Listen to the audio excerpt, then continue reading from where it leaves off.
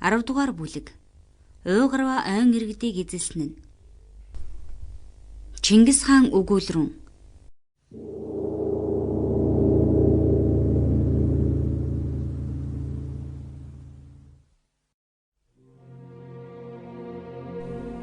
Үүлтэй шүн үүдтэй гэрээ минь үргэлж сахиж, энэ биеийг минь инх унтуулж, эрдний суурьнд хүргэсэн эртний ээлт хэвтүүл минь. Одтой шүн орд гэрээ минь орчимд хэвтэж, үлгий дэвсгэрийн минь өмг болж, өчүүхэн биеийг минь түшиг болж, өндөр суурьнд хүргэсэн үлзийт буянт хэвтүүл минь. Хайлах усан бороонд хайрах хүүтэн жаварт, хантай гэрээ минь харгалзан байж, халуун амийг минь хамгаалан манаж, хаан суурьнд хүргэсэн хайр ивэлт хэвтүүл минь.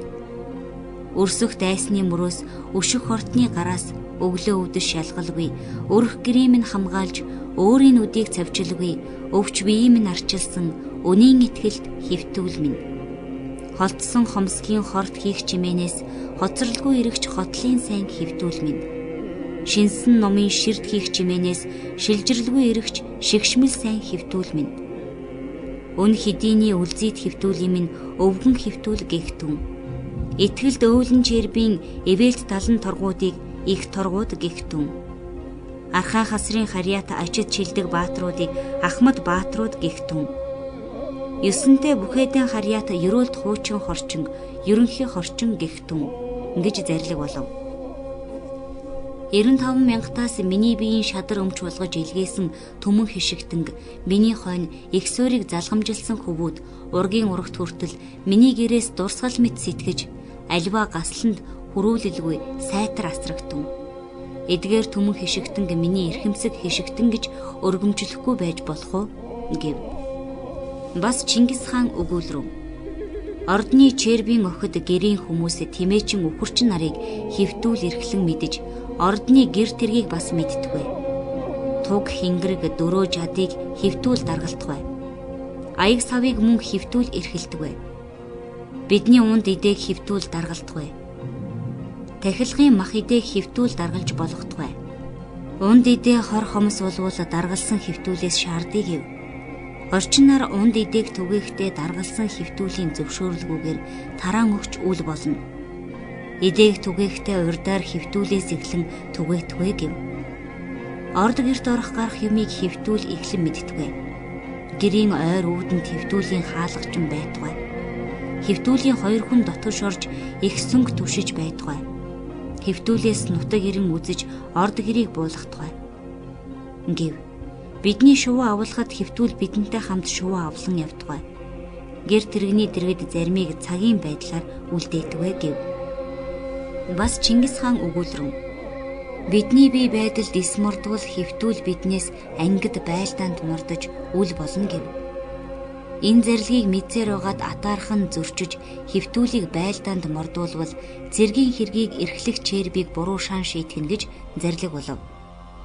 Хэвтүүлийн цэргийг байлдаанд үл мордуулах шалтгааныг та нар асуувал хэвтүүл миний алтан амийг сахина.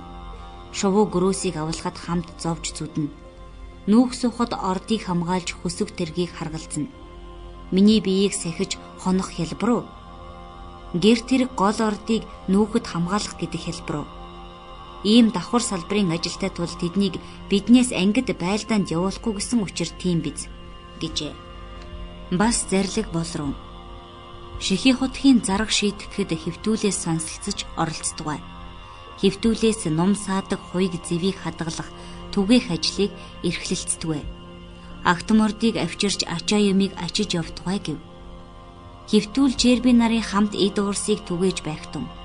Хорчин торгууд нар нутаг заагаад нүүхэд ёсондөө бүхтэй нарын хорчин алчтай өвлөн ахтай нарын торгуудууд ордны баруун этгээдэд явдаггүй гэв. Буха додой черби чанаа нарын торгууд ордны зүүн этгээдэд явдаггүй гэв. Архайн баатрууд ордны урд явдаггүй гэв. Хэвтүүл орд гэр тэргийг хамгаалж ордны дэргэд зүүн этгээдэд явдаггүй гэв. Бүх хишигтэн торгуудва ордны орчим явах, орд гэрийн хөвүүд адуучин, хончин, тэмээчин өхөрчин ордны дараа ард явах додой черби захирдаггүй гэж тушаав. Додой черби хотол ордны хойноос дагаж хог идэж хомоол түүж явдаггүй гэж зарлиг болов. Ховлаа ноёныг харлгуудад мордуулав. Харлагийн Арслан хаан хувилаад ийсэн ирсэнд хувилаа ноён Арслан хааныг авчир Чингис хаанд уулзуулав. Чингис хаан Арсланг байлцсангүй дагавгэж цаашаа сойрхож охиноо өгье гэж зарлиг болов. Харлагуудын Арсланд алхаа бэхийг өгч Чингис хаан соён зарлиг болрон. Харайхад минь хүл болж, хазайхад минь түшиг болж, халтрахад минь тах болж халамж тус хүргэхээ хайрт алах минь мэдтгвэ. Энэ бие хэврэг боловч эрхэм нэр мөнх шүү. Саруул ухаанаас илүү сайн нөхөр байдаггүй. Мөнхөг хилэнгээс илүү муу дайсан байдаггүй. Эрхэм итгэл олон боловч энэ бие бүгдээс итгэлтэй. Хайрлах юм олон боловч халуун амийг хамгаас хайрлалтай. Хатуужиж явбал хамагт хэрэгтэй. Ариун явбал ашид тустай гэж сургасан ажээ. Сүбэдэбаатар төмөрт хэрэгтэй зэрэг авч яваад мэрэгдийн тогтоогийн худуу чулуун зэрэг хөвүүдийг нэхэн довтолж чүү мөрний тэнд гүйцэж сөнөөгөөд ирэв. Зэв 8-ны хүчүүлэг хааныг нэхэж сариг гүн гэдэг газарт гүйцэж сөнөөгөөд ирэв. Уйгурын Эдүүд хаан Чингис хаанд адхираг Дарбай 2 элчийг илгээж хэлүүлсэн нь үйл арилж гэгэн наран тодорсон мэт мүс хайлж тунгалаг мөрөн урссан мэт Чингис хаан сойрхвол алтан бүсийг чин горхиноос барьж ариун дээлийг чин үтснээс олж 5 дугаар хөвүүн чин болж хүч өгье гэж өчөж илгээжээ. Тэр үгийг сонсоод Чингис хаан сойрхож хариу хэлж илгээсэн нь охиноо өгье 5 дугаар хөвүүн болтугай. Алтан мөнгө сувд тань хоргоо хээт оюмал торго уурсыг авч иртгвэ гэж илгээвэл Эдүүд сойрхогдов гэж баясч алтан мөнгө сувд тань торго хоргоо зэрэг уурс авч ирээд Чингис хаантай уулзав. Чингис хаан Эдүүдийг сойрхож алаалтун бэхий охиноо өгөв. Уйгурын Эдүүдэд алаалтун бэхийг өгөхөд Чингис хаан сургасан нь хадагтай хүнд 3 ир бий.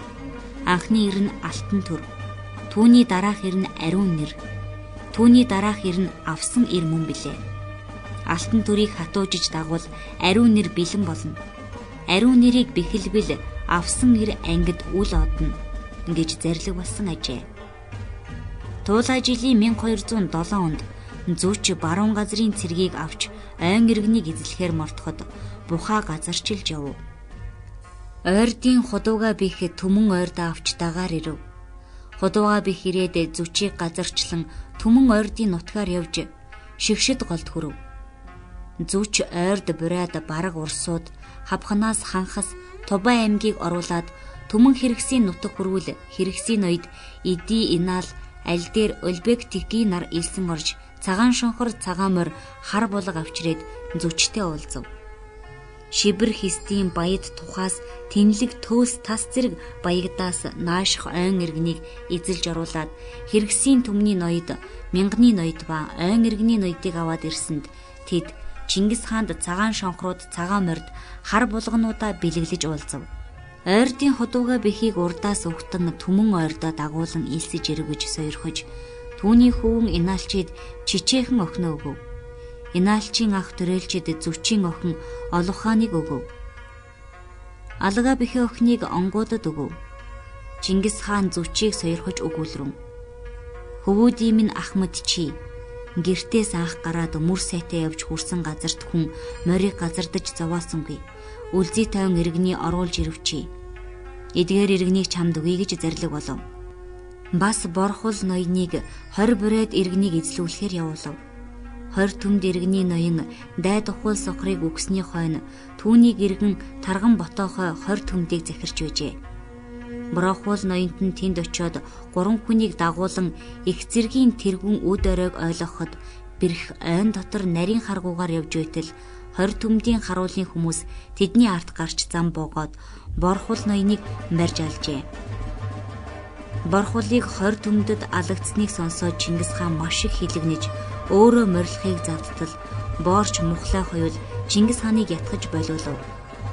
Жич дөрөвдийн дөрбөө догшинд тушаасан нь цэргийг чанга захирч мөнх тэнгэр зэлбэрч 20 төмд иргэнийг эзлэхийг оролдох тун гэж зарлиг болов. Дорбоо цэргээ аваад урд цэргийн явж харуулын сагсан зам сүгээр цөөн цэргийг явуулж сүр үзүүлж мэхлээд өөрөө олон цэргээ авч улаан бухын харгуугаар урагш тавшив.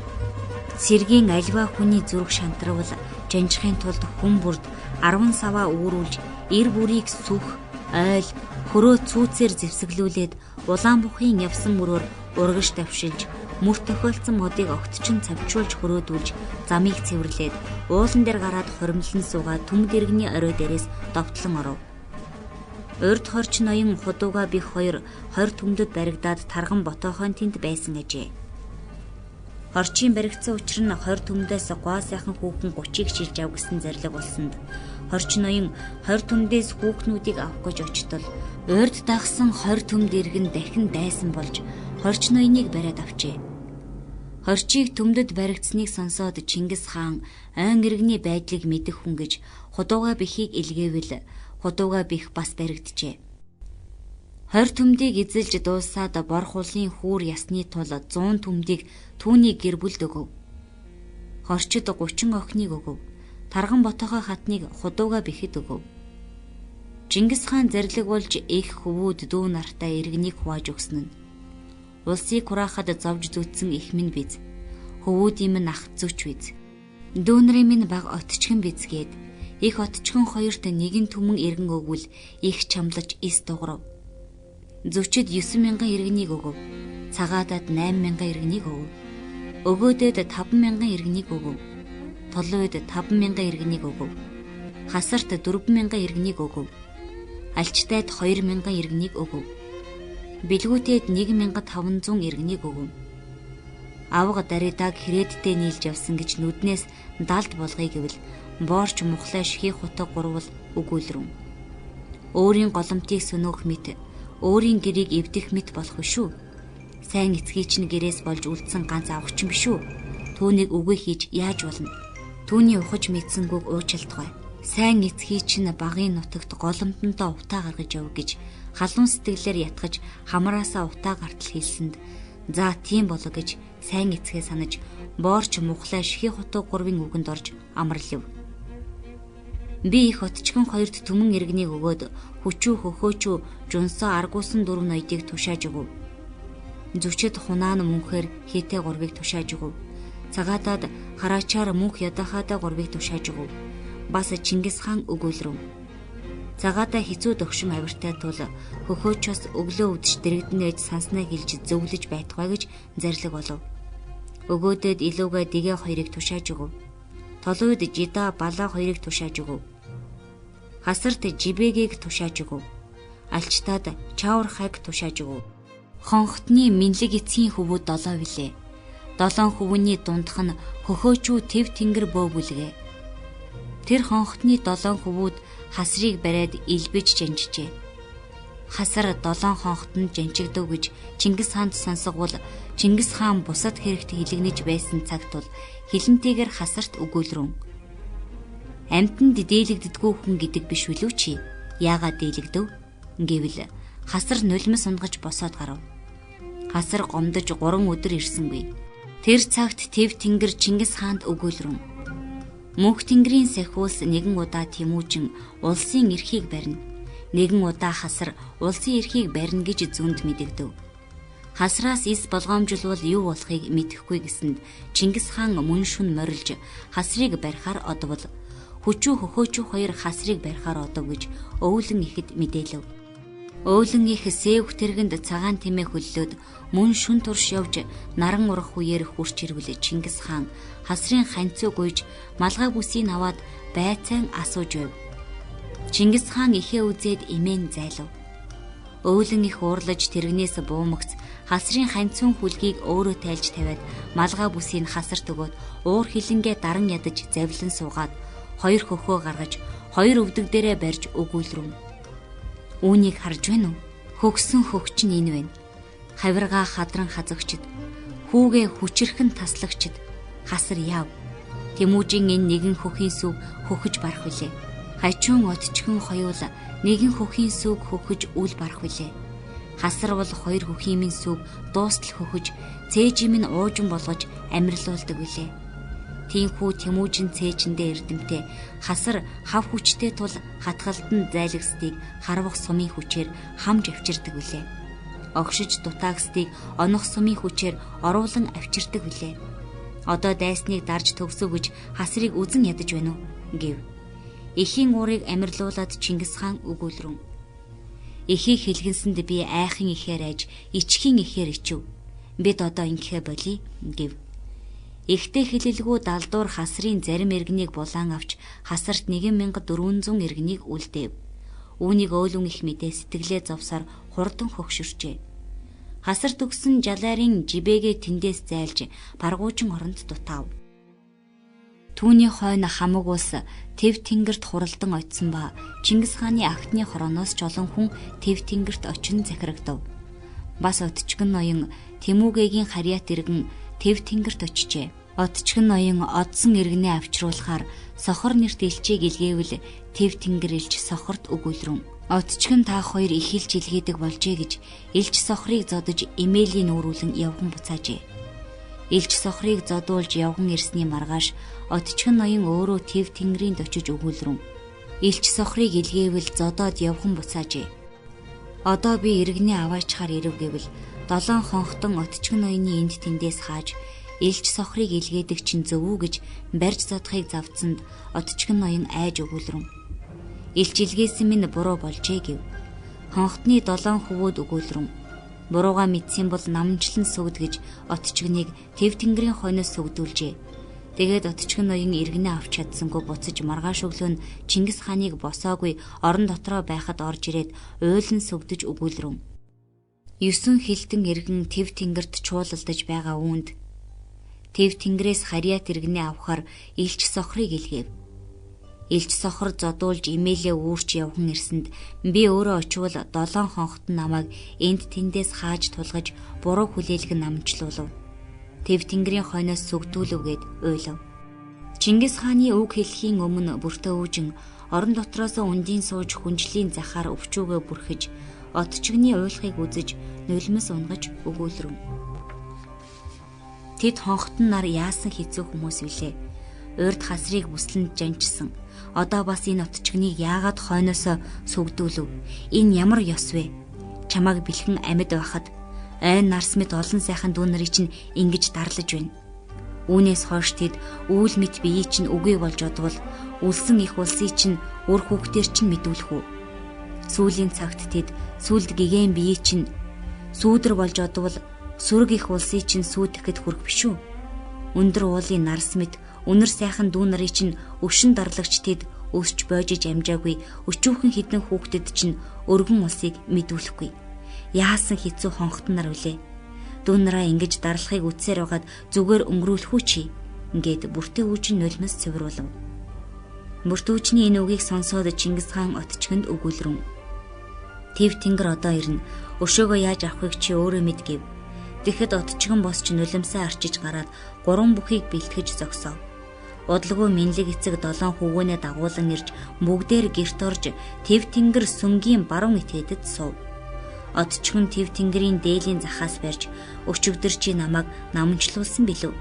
Хүчээ үзэлцээ гэж үүдэн тийш чирв. Тэв тэнгэр Отчигоныг эсэргүүцэж түүний дээлийн захаас барив. Тэр хоёрыг барилдахад Тэв тэнгэрийн малгай голомтны дээр унав. Минлэг эцэг унсан малгайг авч үнсээд өвөртөө хийв. Чингис хаан өгүүлрэн. Гадагш гарч бүх хүчээрээ тэмцэлдэх түн гэв. Отчигон Тэв тэнгэрийг босго дээгүүр чирч гарахад урд бэлтгэсэн 3 бүх ухтаж Тэв тэнгэрийг бариад чирэлцэж нурууг хуглаад зүүн этгээдийн угсарсан тэрэгний үзүүрт орхив. Отчигон орж өгүүлрэн. Тэв тэнгэр намайг намжлуулж байсан билээ. Одоо хүчээ үзэлцээ гэвэл үл зөвшөөрч баширлан хэвтэж байна гэвэл минлэг эцэг учрыг мэдэж нулимс цэврүүлэн өгүүлрэн. Уужим их газрыг довын төдий байхад уулзаж нөхөрлсөн билээ би. Усан их мөрнийг горхийн төдий байхад учирч танилцсан билээ би. Гэхэд хонхтны 6 хөвгүүд үүдийг хааж голомтыг тойрон ханцуугаар шамлаж түрэмгийлэхийг завдахад Чингис хаан бачимдан шахагдж зайл гарыг гэд гэрээс гарвал орчимд байсан хорчин торгууд нар ирж тойрон хамгаалав. Тэв тэнгэрийг угсарсан тэрэгний адагт нурууг хуглаад орхисныг Чингис хаан үзэж арын гэрүүдээс нэгэн бор гэрийг авчруулж Тэв тэнгэрийн дээр нь бариулаад хөсгөө бэлтэг нүүйгээд тэндээс нүүв. Тэв тэнгэрийг тавьсан гэрийн өрхийг бүтээж үүдийг дарж хүнээр сахиулбал 3 дугаар шөнө үүр цайж явахад гэрийн өрх нэгдэж тэв тэнгэрийн бие үгүй болжээ. Нягталж үзвэл үнэхээр түүний хүр алга байв. Чингис хаан өгүүлрэн: Тэв тэнгэр миний дүү нарт гар хөл хүрсэн ба миний дүү нарын хооронд оргуу хов үг хэлсний тул тэнгэрийн талалд ис нийлж түүний ам бие хоёулыг тэнгэр авч одов гэв. Чингис хаан минлэг эцгийг тэнд донгодож хэлсэн нь: Та хөвүүдийнхээ авир занг ятгахгүй тул тэд бидэнтэй тэмцгээд тэв тэнгэрийн толгойг алдав. Та нарын ийм зан гарахыг мэдсэн бол та нарыг хэдийн жамуу халтан хучир нарын адил болгож болох үлээ гэж минлэг эцгийг буруушаан донгодоод жич өглөө хэлснээ үдэш нэцэж, үдэш хэлснээ өглөө нэцэж явбал ич хүртэй биш үү? Урд хэлснээ хатуу барьж явбал дээр үшүү гэд бас зэрлэг болров. Ааш авираа татаж явсан бол минлэг эцгийн урагтай хин тэнцэх үлээ гэв. Тэв тэнгэрийг үгүй болсноос хойш хонхтны хөвүүд номгоров.